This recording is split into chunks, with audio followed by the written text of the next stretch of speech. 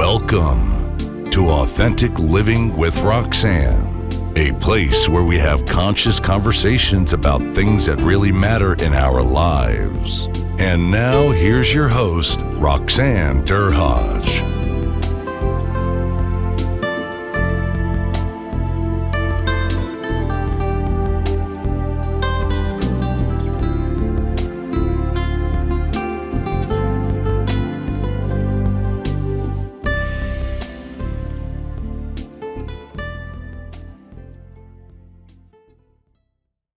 Hi, everyone. It's Roxanne Derhodge. Thanks for tuning in this week. This week I have a special guest, someone that I'm trying to think, we met, was it last December or was it in June, Anja? So. Yes, we were privileged last December because we were involved in a speaking course that was, I would say, challenging and enlightening all at once from what I can remember. Mm-hmm. So we had the privilege of seeing each other on stage and doing our talks for 20 minutes. So I would like to tell you a little bit about Anja. And Anja, thanks so much for taking the time to come and spend some time with my listeners today. Anja's my pleasure, honestly. Yeah. Is it as dark in Toronto as it is here in Niagara Falls? I'm actually in Ajax now, but yes, it's quite rainy. Yeah, it's kind of dark. We're getting into that weather. So I'm going to tell you a little bit about Anja, and we're going to talk a little bit about her path. So Anja goes by Anja Miraclewalker Sagan. She's a shamanic practitioner and mentor, an emerging filmmaker, author, and the CEO of Miraclewalker Enterprises. Her first short film was shown at the Rendezvous with Madness Film Festival. And she's been practicing shamanic healing since graduating about a year ago from Shamanic Healing certification program from the Medicine Circle in 2013. I've been practicing since 2013. Sorry if I worded it. Okay, all right. So I guess the way it's written, it sounds, but it's longer. So thanks for clarifying that, Anja. After being in a cult for 5 years, which, obviously I think I'm very curious about some of the things that Anja will share. Anja fell into a pretty tough time where there were some issues with severe mental health, illnesses, including schizophrenia. And in most shamanic tradition, it's believed that mental illness can be an initiation, an awakening of a person's true spiritual power and potential, as long as a person, I guess, deals with it. Is that what that's meant to say, Anja? It has the right guidance is really more yeah. She believes that we go through difficulties, sometimes even tremendous ones, for us to surrender our limited beliefs and turn it to a higher power or divine guidance. Isn't that the truth? She knows from personal experience that no matter what a person is going through, there can always be hope, even when experts say there isn't, which is so very important in some of the work that I know, but obviously the depth of what you're going to share with us. There is hope even in the darkest places, and sometimes it feels like there isn't. Anja loves nature. When she's not doing shamanic healing or film work, she can be found hiking, camping, and writing poetry or painting. So a lot of very, very creative things in your spare time. So Anja, is there anything that wasn't shared in the bio that you think people should know about you?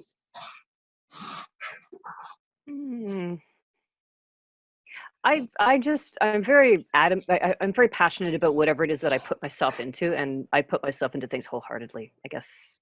Could add that. Awesome. So, as you know, my show is obviously about healing, but staying connected to yourself, and that's kind of my brand, which is, the more authentic we are, the more we are connected to our essence, and if we're able to do that, which is easier said than done when there's difficulties in life, that it brings us to a lot of different places. So a bit about my story is that, and I think you heard that on stage when I spoke, is that I had been through some adversity, and then that kind of platformed for things that I went on to go further. So what I'd like everyone to know is to tell them a little bit about your path. And I know the most curious thing probably would be about two things for me, but I'm going to assume if I'm thinking it, others are thinking it also, about the cults. You know, how did you get there? What is that like? You know, I think of cults and I think of Jim Jones, with what little I know. And then obviously, you know, that experience and kind of where it brings you to today. So wherever you'd like to start, Anja. Sure. It's actually, there's no one specific legal definition of a cult, at least not that I've found. And there's not much teeth in the legal system in order to actually bring any of these people to trial or to justice, or what you want to call it. I use the term cult when I refer to it, and I guess I have to use it in quotation marks, because when you're in it, they tell you you're perfectly able to leave. But essentially what they say is, like, you know, in Harry Potter, they have the muggles and the wizards. The muggles are sort of the common everyday, like, people that don't matter according to, so you can quit any time. But if you do, you know, you're essentially throwing away your entire spiritual journey, and you're essentially negating yourself as a spiritual warrior, as they refer to themselves. The reason why I found myself in that cult, I was working in a dead-end job that every 3 months was on contract, being renewed every 3 months for 8 years. While it had benefits and things like that, and there were, you know, people there that were some people that were nice and things like that, the actual work itself was demoralizing. And they were always reminding us that there are lots of other people out there that if we, you know, don't keep up with everything, and they would put a lot of workload on us, and we'd be stressed and things like that, that we could be easily out the door. You know, they implied it. They didn't say it in writing, obviously, but it was heavily implied or inferred. And I hit rock bottom in some ways, emotionally, at least one level of rock bottom. That wasn't bedrock yet, but if we use the analogy, I was depressed. I didn't realize it specifically, but I hated my job. I hated going to work every day. I woke up in the morning going, oh my God, I have to go to the same old, and people were understandably backbiting and stuff like that, and backstabbing, sorry, and just not a healthy environment. I was working in this one place, and this woman came, and everybody else was functioning at a very sort of serious, unhappy kind of level of consciousness or whatever. This lady flounces in, and she's so happy no matter what, and she's on contract and stuff, and yet she's still happy and positive and laughing and joking around with people. And we're like, oh my God. And I was so going, wow, almost like a deer in the headlights kind of thing, like, wow, the bright, shiny light. And I approached her, I said, how do you maintain such a positive attitude in this fill in the blank hole? And she said, it's this amazing spiritual group that I meditate with. And then we got her to talk about it a bit more. Why don't you come and sit in on a meeting and see if you like it? And by this point, I would have given my left foot to be out of the situation that I was in. I hated my life. It was going nowhere. My relationship was kind of flatlining. Nothing, there was no hope in my life. There was nothing positive that I wasn't able to find anything positive. So I went to this meeting, and I thought, oh my God, I found my spiritual group who are going to help me out of this situation. Mm-hmm. And for the first little while, I was in it for 6 levels. It's been compared to Scientology. It's not quite the same thing. The leader has her own, she borrows a lot of things from all different religions and things like that. So it's not quite the same, but it does have a hierarchical structure. That when I was in, went up to 14 levels, probably higher by now. I went up to level 6, and that's when you start to teach the material. And I started experiencing, like, the first 3 levels was pretty fun. The 3rd level started getting a little scarier, but as it progressed into level 4, 5, and 6 are in a fairly short period of time together. And I started experiencing hallucinations, like my couch started talking to me. And I'm not kidding. It started laughing at me and taunting me. And they were saying that it was a natural part of this 4th level or whatever, and it's normal paranoia, whatever is the, there's like a challenge with each level, and paranoia was the challenge of the level 4. And it started to go a little bit better when I was in level 5, and then in level 6, I kind of reached a point where I was almost stable. And then I was told by the group leaders, by they called them the upper levels, that I was denying my true sexuality, that I was actually gay. And I have no problem with anybody, you love who you love, but I didn't feel I was built that way. So it was on several levels. I was like, oh, I'm lying to myself and I'm denying who I really am, but then I don't feel these things. And then there must be more denial, because I believed so strongly that they knew better for me than I knew about myself. And so I entered into a relationship with one of the upper levels who was a woman. And because I thought, I have to challenge this. And I've always been one to, when I have something I can do that I know I've been guided to, that I'll do it. So I went into this relationship, and it was kind of the linchpin that really pulled out the all the stops on the insanity. I remember like levels of going down. There was the first one, my mind started to snap during a meditation, and then the major breakdown happened in front of a whole citizenship test. I was standing there with a bunch of papers in my hands, and I was supposed to distribute them and then put the results into this little machine that was like one of those punch card things. And I honestly didn't know how the machine worked. I'd done this hundreds of times. I was all the stuff in my head all came crashing down. Like in this cult, you had to, like by level 6, you had 21 of these things they call shields. They're these, they protect you from certain things, and they also help, they tell you they also help you.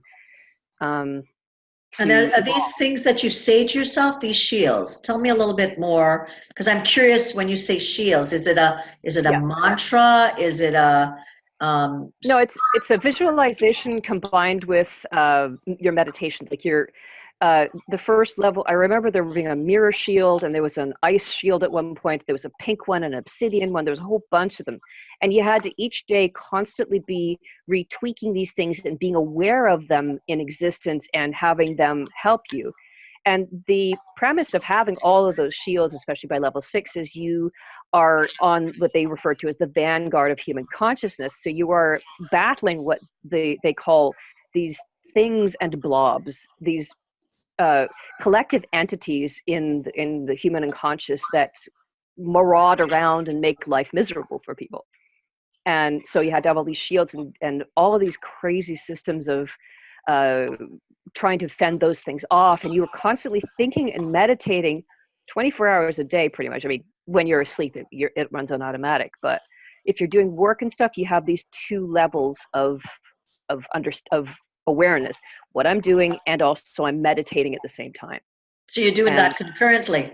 So yes, you might be going through your job at work, but you're constantly in it. Are you chanting something, or you're meditating?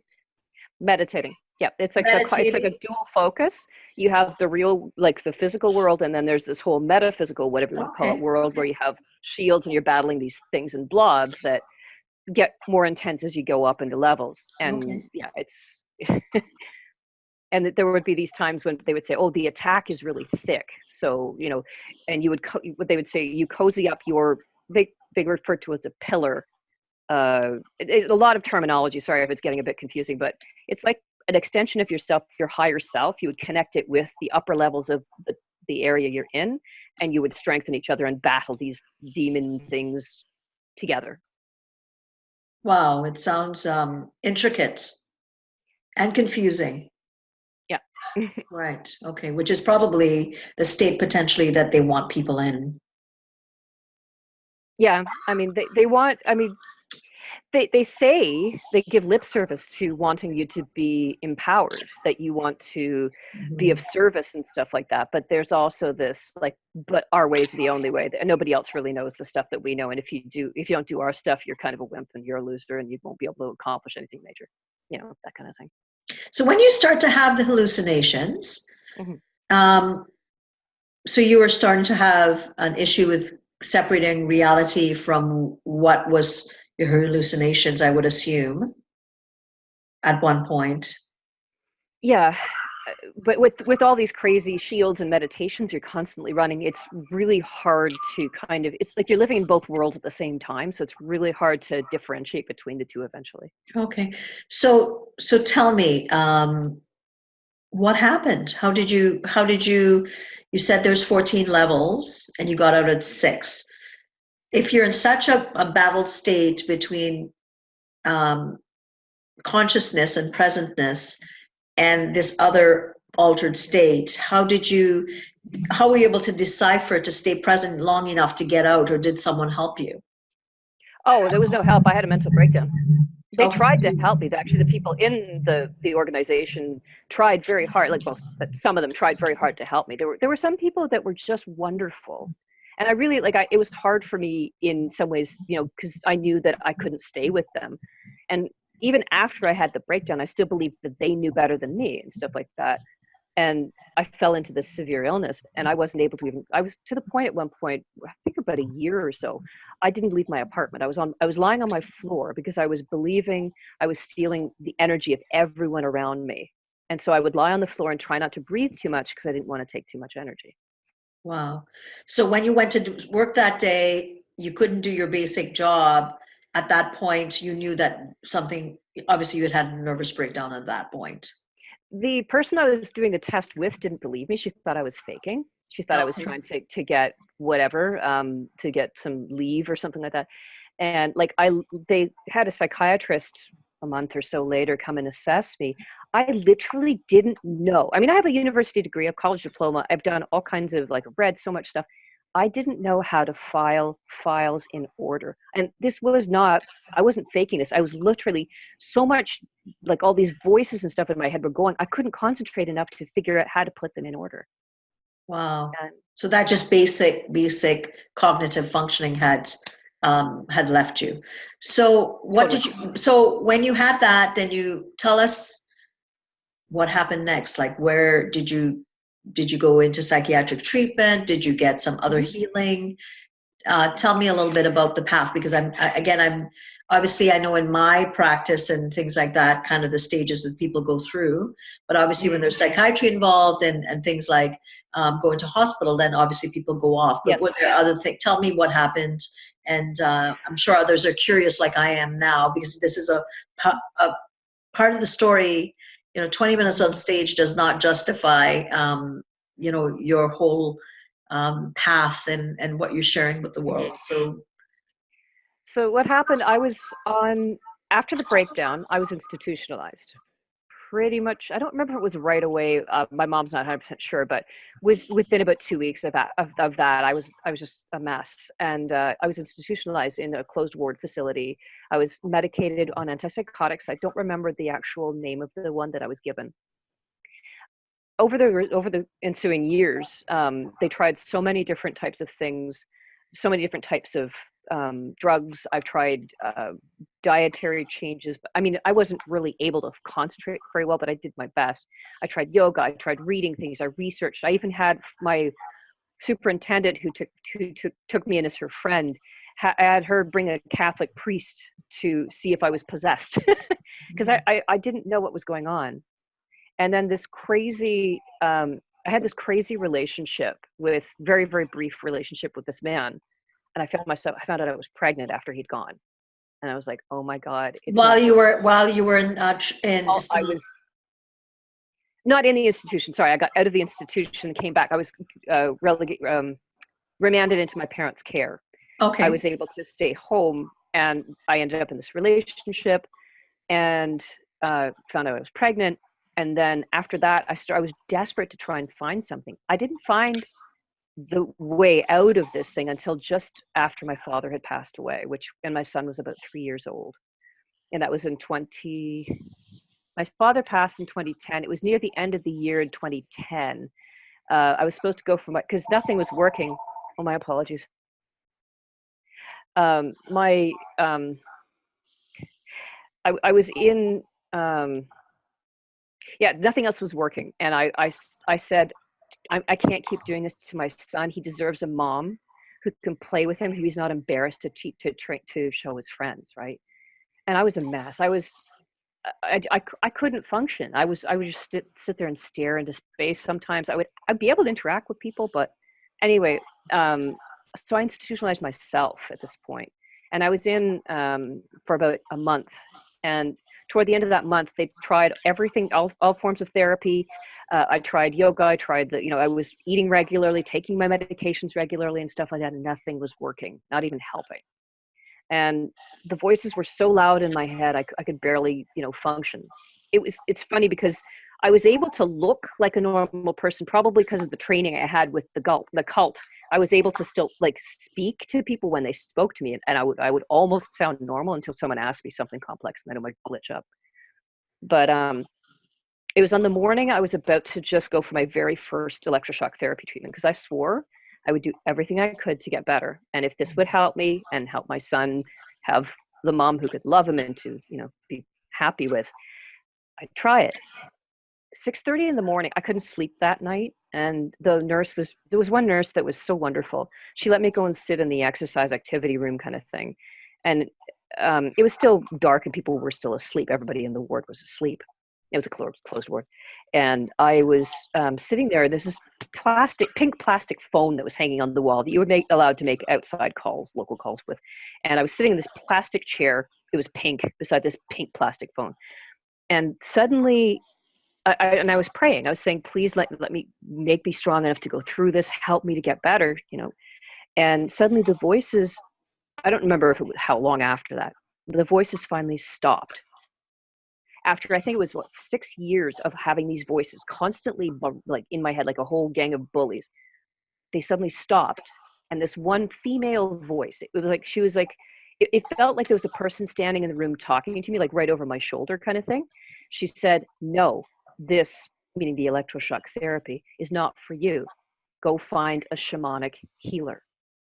And I was you don't not listen to something like that. You got to go do it. So I declined the treatment, discharged myself because I was able to. I had admitted myself.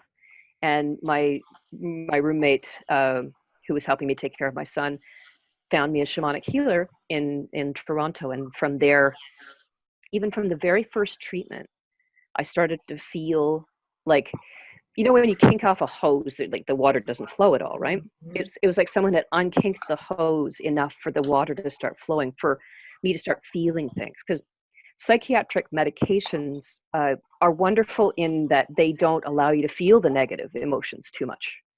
They also restrict your positive ones. It's almost like a cast that you put over your emotions. Mm-hmm. And with the very first treatment that I had with the shamanic practitioner, the hose became somewhat unkinked. And I started to feel a trickle of life coming back into me. My roommate even told me, I told a joke on the way back from the first treatment and laughed. and she was so amazed. She grabbed me by the shoulder. She's like, my Anya's back. We had become friends. She was my superintendent from that first place that I was lying on the floor. And she became this guardian angel for my friend, my son and I. And she was like, I have my Anja back. Like, this is the real you. You're coming back. And she had tears in her eyes. And I did too, because I realized something had changed. So tell me about shamanic healing, because this is powerful, right? And I often, dealing with a lot of complex PTSD and stuff like that. There are a lot of mental health issues that get coupled with complex PTSD, and it somaticizes in the issue of mental health. So you'll have people having all these problems. So I'm curious then, because not knowing anything about shamanic healing, and I'm wondering if anybody listening, maybe people listening will probably have more knowledge than me. What is it all about? And that may be a big question. So you break it down accordingly to help, It's not a huge question. It's a very valid one, because a lot of people, I was noddingly familiar with the term shamanic healing. I knew it had something to do with traditional culture and something to do with medicine, but I didn't really know. And by medicine, I don't mean ingestibles. It's like something to do with psychic medicine. That's about all I knew. What it really is the big the big load of healing that comes through is a thing called soul retrieval. And what we believe in, or what the tradition, at least what I was taught in core shamanism, is that a person, when they experience trauma, especially in childhood, but even in later in life, when it's something that's so overwhelming the psyche can't deal with it, essentially the experience and the memory of that is of the negative experience anyway, is encapsulated and then ripped out of the person and stored somewhere for later on, when the person's able to retrieve it and benefit from the learning that had. So each time I would go and see the practitioner, another piece of me, my energy or whatever, was the puzzle of who I am, was returned to me and created more and more of a solid foundation, the bedrock on which I could rebuild myself. Because I was razed to the ground, literally. Mm-hmm. Mm-hmm. And the actual shamanic healing, you're also extracting harmful intrusions, any kind of blockages a person may be experiencing, and you also help clean up their space and things like that as well. And there's more technical stuff and more advanced stuff that you can get into as you go on. But those are the two basic things. Also spirit helper retrieval, which is you get spirit guides that you're also. It's my understanding of it is, when you have a spirit guide come to you, it's not that say it's an elk. It's not like a physical elk or psychic elk spirit necessarily is coming and living in you. What it is the frequency of what that spirit represents is why that energy is coming to you. And because you need whatever that represents to become part of your psyche. And as you work more with that, the more balanced you become, and the more it helps you to unearth what I guess you could call your medicine, the talents and the gifts that you have as a human being. So, okay, I have another question. So is it, when you see a shamanic healer like yourself, what would someone, when they come in, let's say I go in, right? What happens? You're meeting me and I'm saying, telling you what the issue is. The issue might be, let's say I'm disconnected from myself, or I'm finding it hard to connect to a child, or whatever it is. Is that where you start? Or do you do a formal, assessment with healing? How do you approach it? Because I'm thinking with my kind of hat. I'm just wondering, right? Because obviously it's all these diverse modalities, which I think is phenomenal, by the way. But curiosity. They all meet each other on some level. Like there's because each one of us sort of addresses a facet of the consciousness, and I believe that all of them are essential. What I'm blank. I'm just drawing a blank. When a person comes to see me, what I do is a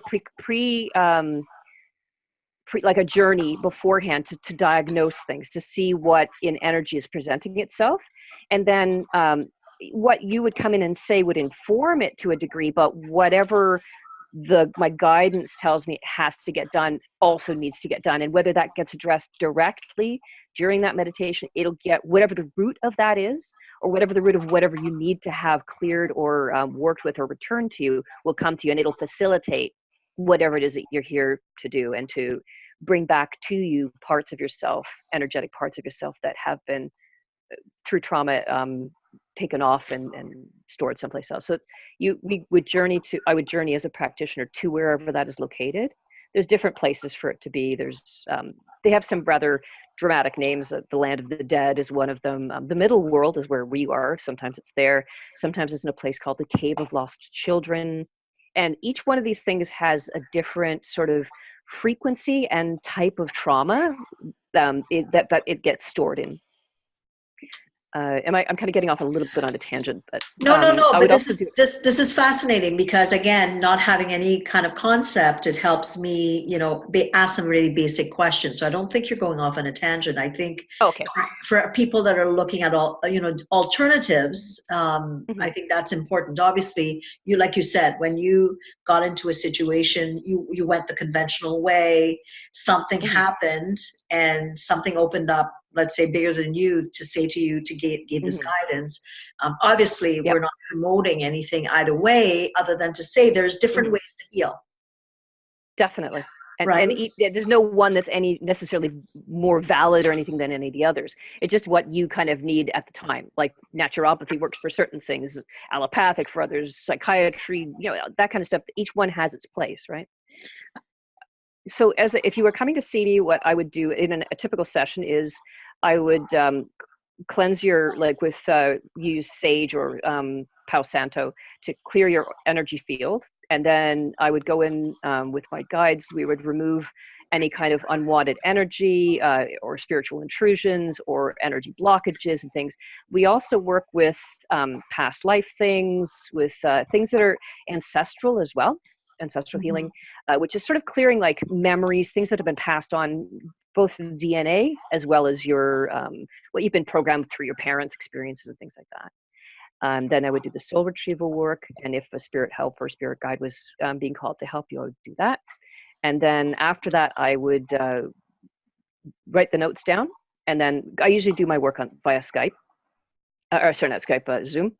And then I would take down the notes, and I would read the notes to you and record it and send it to you, so that you have an idea of what, not necessarily all the negative stuff, but at least the stuff that came forward, like whatever healing was being brought to you. Interesting. Very, very fascinating. So, so this is an actual it's like a protocol or a process that you go through, but you're going into a meditative state. Is the client also going to in a meditative state? They go into a meditative. They don't have to. They can if they want to, but it's just, you just sort of want to lie down with your eyes closed in a comfortable place where you won't be disturbed by anything like phones or people coming in. Okay, interesting. So, can I ask you a question? A logical question comes to my mind, and I wonder again, I may be off base, but I think I ask not too bad questions often. When you talked about the cults, we talked about different states, and now we're talking about shamanism, and we're talking about states. Do you have a comment on that? Because I'm thinking, if I'm scared about trying something new, right? That's a logical place that I go. But how kind of help me understand, or who's listening, how it's different. This one, I know it's different because it doesn't, like when I was in the cult, they were always constantly instructing you and looking over you and things like that, and saying you have to do it exactly like this or whatever. And there were so many different things you had to do.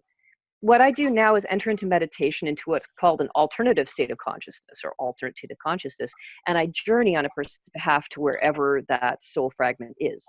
And a shaman generally will travel down through something, an opening in the earth or a body of water or things like that, and enter into the subconscious, into the collective unconscious, into like altered states. And it's not something that I fear at all, because I know that my guides are always with me, and I know that I was meant to do this work. And there have been some times when I've been working with people and stuff that was quite scary would come up. I wouldn't, I'm not going to tell a person every single detail of it, but there's been some forces and things like that were kind of challenging, but each time I just know somehow I'll make it through. And every time I have that, what I'm doing is it's almost like an intention, almost even supersedes the technique. It's like, I want to clear and free this person, whatever way I am able to, in order to get them to fully express themselves and express their genius in the world. And when I enter into my work, I always say a prayer. Let me be a most beloved of all beloveds, divine source. Make me a conduit of all that thou wouldst have for this person. And I, that's what my intention is, so that they express themselves in all the ways that thou created them to, and all that thou holdeth in thy heart for them to come true. That kind of thing. So positive, like really positiveness. You're looking for the positivity, and the positive energy. And I would think that, with cults, it's almost the opposite, right? They're trying to take that person's individuality or voice or mental space away from them.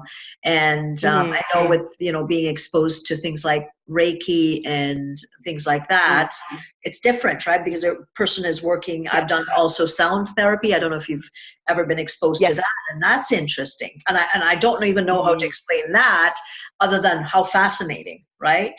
other than there's I know we're all energy, but again, going into that space to really recognize, like, how can these tuning forks be doing stuff and reading stuff, at certain parts of my body, and then knowing that you're lifted or you're lighter. Again, the unconscious and how little we know about the brain and the body. We know so much, but we know so little. Right? Well, I guess there's also the dimension of the spirit, which is what transcends. This physical form is a wonderful vehicle we're traveling in, but our spirit is what's eternal, and it is the overarching what we are. But our ego consciousness has such small little blinders on it that it doesn't let itself see these things. I think that's even with the sound therapy you're talking about, the tuning fork has to do with vibration, and all things are in vibration unless it's like absolute zero or something to that effect. Right, so right. There must be. Someone once said, magic is only science we haven't discovered yet. So I don't know if that's entirely true. Well, I mean, and sometimes you get into these different modalities and you're like, when, I've done Reiki before, and, I've had all these massive images in my head, and I'm like, where is this coming from? Like, you know what I mean?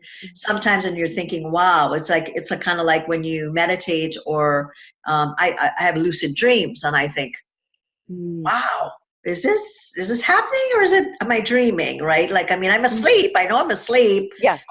But I feel like I've been like flying all night or something, right? So again, all the alternatives, and I think in the Western world, I think we've come a way long way to accepting a lot of different non-quantifiable things, but we're still not there, like the Eastern world.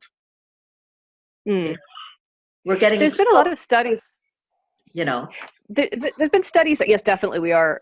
By even a gentleman named Leonard Laskow, he was a doctor, and he did actually on psychic phenomena and how they actually can affect physical matter even over distances. There's some very interesting articles he wrote about that, and he's a PhD medical doctor, or was, and he had a sort of an epiphany experience at one time. I don't know if it was near death or something, and he ended up leaving, like, he was Harvard educated, like really, really high credentials, and pursued this because he was called to. So it was kind of an interesting thing, because I know that eventually we will, I don't know about figure everything out, but at least have some more scientific proof of what we do psychically. The thing is, I'm going to go off on a tiny bit of a tangent, if you don't mind. When I do work on people, especially people who are energy sensitive, they will feel when I'm working on certain areas, and they'll even see the same things that I'm seeing.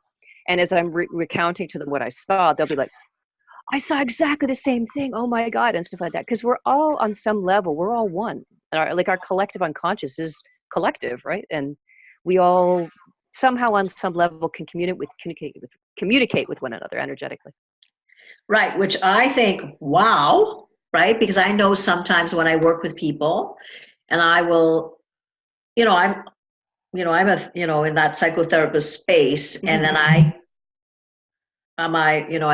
am listening, but sometimes I feel like, I will say something back to the person in front of me, and they'll say, there is no way, where did you get that from? And I'm like, I don't know. I wasn't getting lost in your words, and I was just listening on a different level. And I've been told several times that I channel, and however that term is, I'm not so sure, other than for me, I think I've been doing this kind of work now for how long that I can listen, and people will say to me, you're reading my mind. And I'm like, no, I'm not. In my mind, I'm like, no, I'm not. And I'm thinking, sometimes I feel like I get messages. I'm going to say messages, because I will bring back something to the client that really just clears something massive that maybe they've been struggling for a while. So again, that collective consciousness is key, when you talk about that, and something that I think know so little about, I think you are right, we're coming along, but the Western world is still so much far removed from it. Well, we've been so married to science. I mean, I love science. I love discoveries and all that stuff. The only place where I really have a bit of a problem is when it starts to say that nothing else exists except what's quantifiable, and that therefore it's all in your head or some such thing.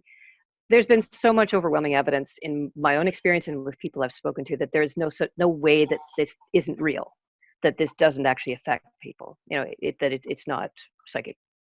That the cult was able to do what they did with me because of that ability to interact with energetically with each other.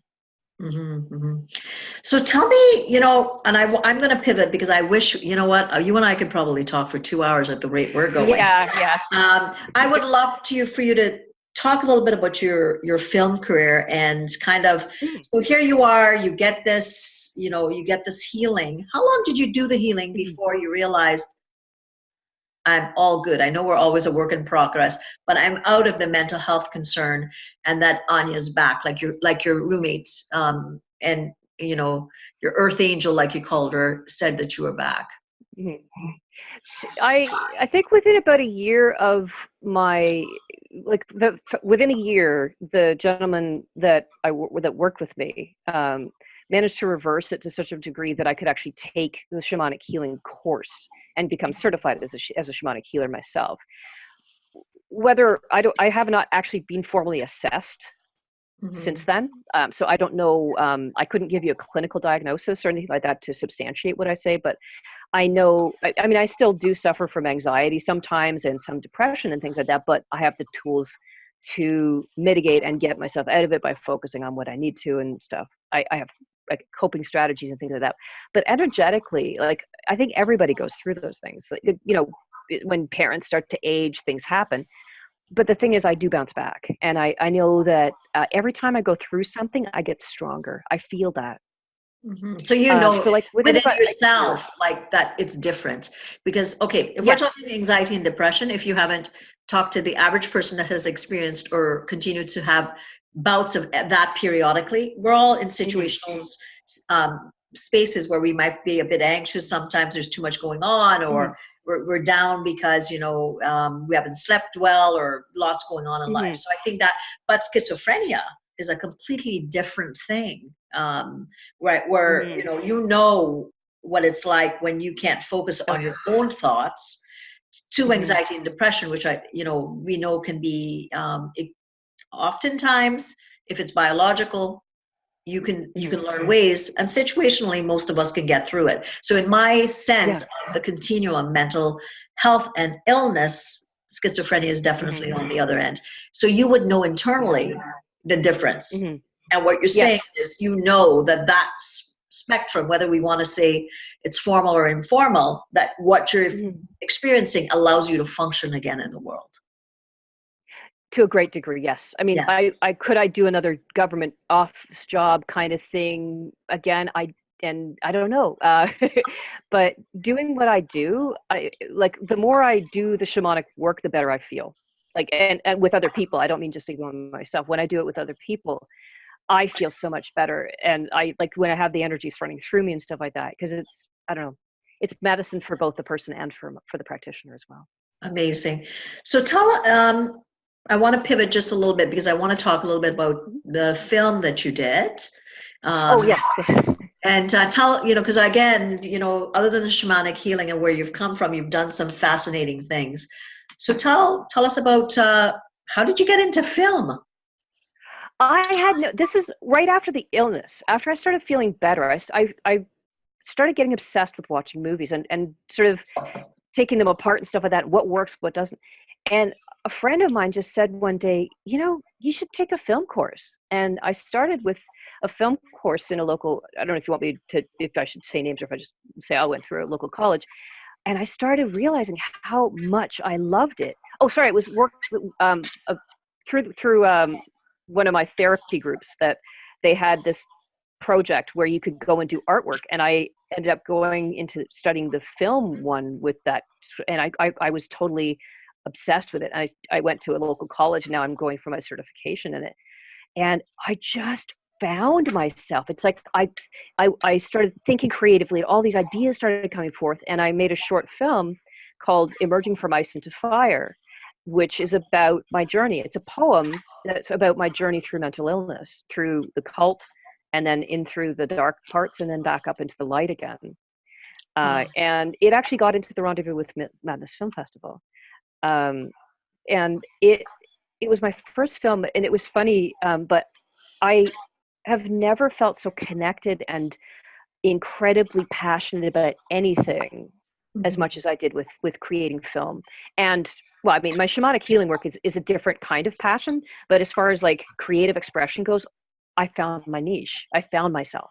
Mm-hmm. And even with my very first film, I knew it was something that I loved and I had to do.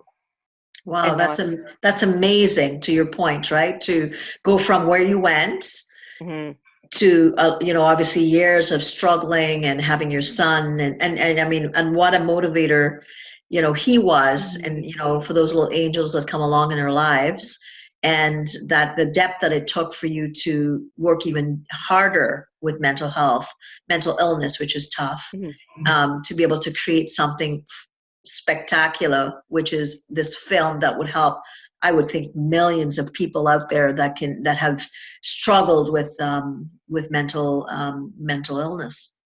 That's one of the main driving reason why I want to make Beyond Medicine the actual feature film, so that people can see the depths to which a person can go and recover from.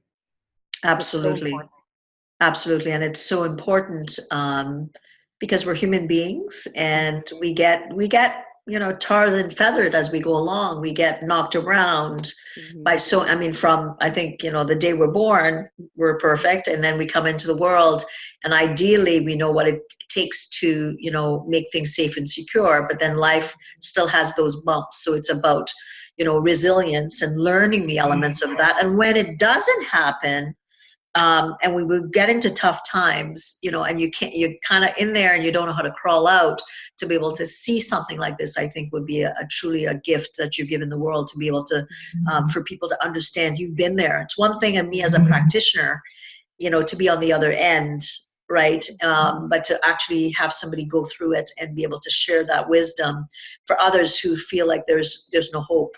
I think that's the gift that you've given in making this film, and I would love to see it. Actually, it would be an honor to be able to see something like that. Thank you. So you've shared so much, and I know you and I can do a complete full hour again.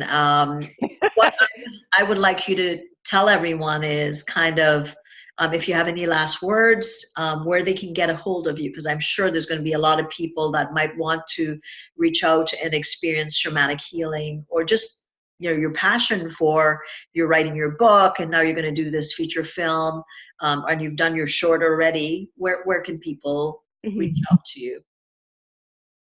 I guess the message I would say is that even if you're going through something really horrible at the moment, that there can be gifts that come through it. I mean, I had no idea I could do film. I had no idea I could do poetry. So many things came through once I came through this. So never give up hope on your dreams, because you never know where the universe is going to take you. As far as getting in touch with me, I'm at, you can find my website at www.miraclewalkerenterprises.com. It's a bit of a long one, but it's miracle, it's just spelled all in one word. Miraclewalker, MIRACLEWALKER, enterprises.com. And you can also find me on Facebook, and at Anja Sagan. And there's also, I have Miraclewalker Enterprises also on Facebook as well. I think it's at miraclewalkershaman.com or something like that, at Miraclewalker, something like that.